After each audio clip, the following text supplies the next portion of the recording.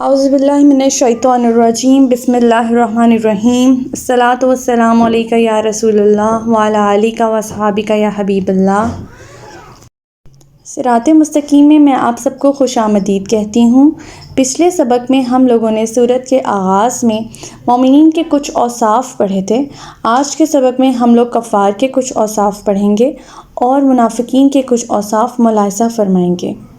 سبق کا آغاز ہم آیت نمبر 6 سے کرتے ہیں، جس میں اللہ تعالیٰ فرما رہے ہیں ان الذین کفروا سواء علیہم اانذرتہم ام لم تنذرہم لا یؤمنون۔ بلا شبہ جن لوگوں نے انکار کر دیا آپ انہیں ڈرائیں یا نہ ڈرائیں ان کے لیے ایک ہی بات ہے، وہ ایمان نہیں لائیں گے۔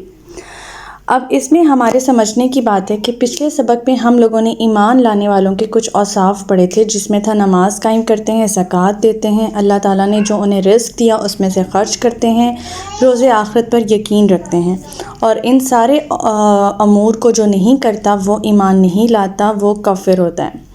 تو لہٰذا آپ انہیں نبی پاک صلی اللہ علیہ وسلم کو مخاطب کر کے فرمایا جا رہا ہے کہ آپ انہیں ڈرائیں یا نہ ڈرائیں وہ ایمان نہیں لائیں گے، ان کے لیے ایک ہی بات ہے کہ آپ ان کو نصیحت کریں یا نہ کریں۔ خاتم اللہ علی قلوبہم وعلی سمعہم وعلی ابصارہم غشاوۃ ولہم عذاب عظیم۔ اللہ تعالیٰ نے ان کے دلوں اور کانوں پر مہر لگا دی ہے اور ان کی آنکھوں پر پردہ پڑ گیا ہے اور ان کے لیے بہت بڑا عذاب تیار ہے۔ اب ہمارے لیے سمجھنے کی بات اس میں یہ ہے کہ اللہ تعالیٰ مہر کب اور کیوں لگاتے ہیں۔ اللہ تعالیٰ نے ہم اگر سمجھنے کی کوشش کریں کہ انسان کو آنکھیں اور کان اور دل اس لیے نہیں دیے کہ وہ ان اعضاء سے صرف اتنا ہی کام لے جتنا دوسرے حیوان لیتے ہیں، حالانکہ اللہ تعالیٰ نے انسانوں کو جانوروں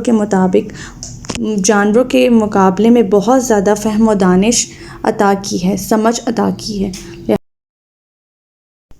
اللہ تعالیٰ کی عطا کردہ ان نعمتوں کا مقصد تو یہ تھا کہ انسان اللہ تعالیٰ کی معرفت حاصل کرے، ان کا صحیح استعمال کر کے۔ پھر اگر انسان کانوں سے قرآن پاک کی تلاوت کو سنتا تو ہے لیکن اسے نہیں مانتا اپنی ہٹ درمی کی وجہ سے، آنکھوں سے اللہ تعالیٰ کی قدرت کا مشاہدہ تو کرتا ہے لیکن ہدایت پانے کے لیے دعا نہیں کرتا، سمجھنے کی اس کی کوشش نہیں کرتا اس کے احکامات، تو کیا اس کی مثال جانوروں سے بھی بدتر نہیں ہے؟ ایسے لوگ جو ہیں وہ اپنی ہٹ درمی میں اپنے دنیاوی مفادات کی خاطر حق کو جھٹلا کے رکھتے ہیں۔ اسی بات کو اللہ تعالیٰ نے دلوں اور کانوں پر مہر لگانے اور آنکھوں پر پردہ ڈالنے سے تعبیر فرمایا ہے، اور اس کی مثال ہمیں ایک حدیث میں بھی ملتی ہے، نبی کریم صلی اللہ علیہ وسلم نے، جس میں فرمایا ہے کہ بندہ جب کوئی گناہ کرتا ہے تو اس کے دل پر ایک سیاہ نقطہ پڑ جاتا ہے، پھر وہ اگر گناہ کو چھوڑ دے اور استغفار کرے اور توبہ کرے تو اس کا دل صاف کر دیا جاتا ہے، اور اگر وہ دوبارہ گناہ میں مبتلا ہو جاتا ہے تو پھر اس کے دل پر وہ نقطہ چھا جاتا ہے، یہاں تک کہ اس کا دل زنگ آلود ہو جاتا ہے۔ تو لہٰذا ہمیں اس بات پہ غور و فکر کرنا چاہیے کہ یہ اللہ تعالیٰ کا قانون ہے کہ جو اللہ تعالیٰ نے ہمیں عطا کی ہیں نعمتیں آنکھوں، کانوں، دلوں کی صورت میں، ہم اس کے احکامات پہ کیوں غور و فکر نہیں کرتے، ہم کیوں اس کی معرفت حاصل کرنے کی کوشش نہیں کرتے۔ آیت نمبر 8 سے منافقین کی بات کا آغاز کیا جا رہا ہے، جس میں اللہ تعالیٰ فرما رہے ہیں وَمِنَ النَّاسِ مَن يَقُولُ آمَنَّا بِاللَّهِ وَبِالْيَوْمِ الْآخِرِ وَمَا هُمْ بِمُؤْمِنِينَ۔ اور لوگوں میں سے کچھ ایسے لوگ بھی ہیں جو زبان سے تو کہہ دیتے ہیں کہ ہم اللہ پر اور آخرت کے دن پر ایمان لائے ہیں، حالانکہ وہ مومن نہیں ہیں۔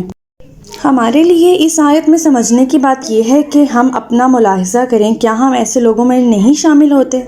زبان سے تو ہم بھی کہہ رہے ہیں کہ ہم اللہ پر آخرت کے دن پر ایمان لائیں، لیکن ہم اپنے روزمرہ کے معاملات میں ہم اپنے آپ کو اگر جائزہ لیں تو کوئی بھی کام ہمارا اللہ اور اس کے رسول کے احکامات کے مطابق نہیں ہے۔ یخادعون اللہ والذین آمنوا وما یخدعون الا انفسهم وما یشعرون۔ وہ اللہ سے بھی دھوکہ بازی کر رہے ہیں اور ان لوگوں سے بھی جو ایمان لائے ہیں، اور ایسے لوگ دراصل اپنے آپ کو ہی دھوکہ دے رہے ہیں مگر وہ اس بات کو نہیں سمجھتے۔ اللہ اور اس کے رسول اور ان لوگوں سے جو ایمان لائے ہیں ان سے دھوکہ بازی یہ کر ہی نہیں سکتے اگر وہ سمجھیں۔ کیسے نہیں کر سکتے؟